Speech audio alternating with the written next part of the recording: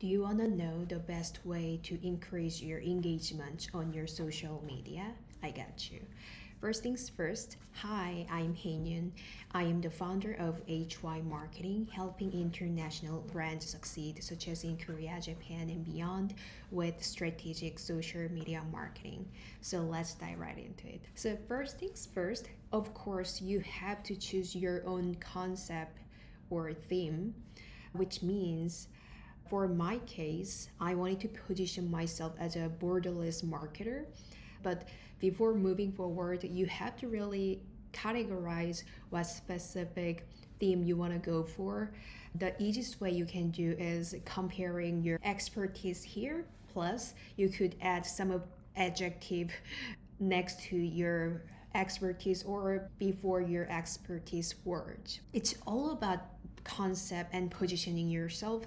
Even though I could just say, I just help international brands succeed, blah, blah, blah, like those markets, you need to come up with your own keyword. Even though it's not really optimized, like people will not really find me as an like a borderless marketer, you know what I mean. But if you're targeting B2C or even B2B, positioning yourself to give someone to have some clear ideas, this is really important because it's about competing with concepts itself. And let's say you go to a department store, and then you are a customer there, and then the sales manager there doesn't really help you, just explain a lot of things there, and then you can't really understand what's going on here, then you're gonna just leave. So the idea for this theme is just clear. In my case, I have Global Movement Project. This is a name on it, which means I usually host guests who overcame some of struggles with own labels such as sex, age, gender, nationality, or even language itself.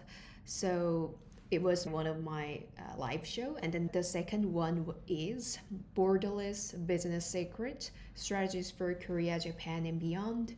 This is going live right now, actually.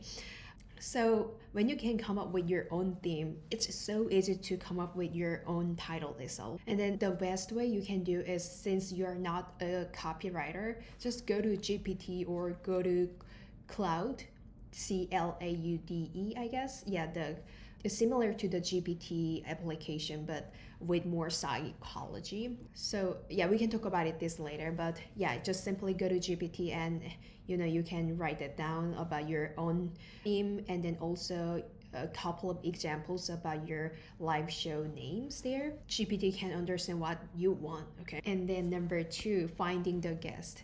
So finding a guest is kind of like a tricky or hard part in a way, but if you already started your social media, I think you've got some of network in your expertise, right? So the easiest way you can do is to go to LinkedIn for sure, and then connect with like-minded people. But before doing that, I highly recommend optimizing your profile. I'm gonna link one of my YouTube videos talking about how to get started LinkedIn marketing, yeah, here in the iCard or here. So optimize your LinkedIn profile for sure, and then later you post an article or just some of the content, and then start to connect the ideal prospect or like-minded people there.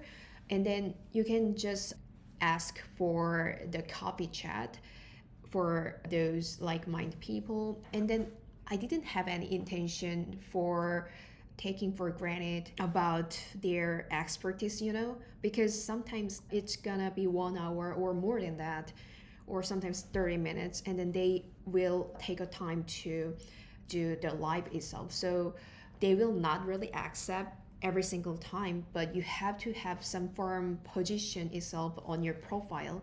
And then, if you can have another social media along the way, that's also good. But please don't force them. It's about fostering the relationship itself. It's not about just using the benefit of their expertise. If you have a clear purpose or vision about what you do, they will really resonate with what you do. And even though you don't force them, they will really just, okay, I'm up for it. Yeah, kind of that things. That happens to me as well. It was so amazing. And then number 3, choosing the platforms itself. So actually doing live show on LinkedIn is the hardest platform that I've ever encountered actually. I did a live on Facebook before, and then YouTube lives, and then the third one was LinkedIn. Of course, I did some live shows on TikTok a little bit, by the way. The reason why I got more pressures doing a live on LinkedIn is because there are a lot of professionals there, which we can think about, like, what if people judge me? All those negative imagination, But at the end of the day, every single time you will encounter someone who is better than you. But remember, you are a host, not about guest there. So all you can do is about making the show more comfortable for the guest and audience, and then leading the show itself. And then if you can ask some relevant questions effectively, that's also a great point. And if you have some humor that you can utilize, that's something that audience will enjoy. It's about your personality, by the way, when you do a live show. But if it's the first live show, I highly recommend starting with YouTube lives first, because LinkedIn can be really nerve-wracking in a way. It happened to me in my first live show actually. So if you don't care about those platforms, and then you have really great confidence and certainty about it, yeah, just go for LinkedIn. But if you are a little bit nervous and that it's your first time, then just go for YouTube first, or even just podcast the recorded format, okay? And then number 4, positioning. So I mentioned this number 1 point was theme, concept. The positioning is kind of different, which means it relates to actually creating your thumbnails itself. So you as a host with your profile picture here, and then guest profile picture here, you can actually adjust these equally, or you can make guests more bigger than you as a host actually. But if you just start, I highly recommend featuring the guest more than you itself, because people don't know you. All they care about is the guest, not about you actually. And then for my case, I made a guest a little bit bigger than me so that they can see who this is. But I was already doing all of the social media itself, so that's why I put my face once again, and then also the guest a little bit bigger than me, and also to effectively position this episode, and also the live show itself. And then number 5, promotion. For promotions, it's all about just spreading the word actually. So if you are using LinkedIn, Facebook, Instagram, just put your content every platform possible so that your audience can find you and then register the live show itself. By the way, I didn't actually gather all of the email itself right now, because I believe that in the beginning of our business era or startup era, the visibility awareness is really important actually. So that's why people are not gonna sign up for your webinars really easily. That's what I encountered before. And then what I usually do, just, I'm gonna just put my mastermind class to a podcast show so that I can get more visibility, not about just doing webinars and then getting emails.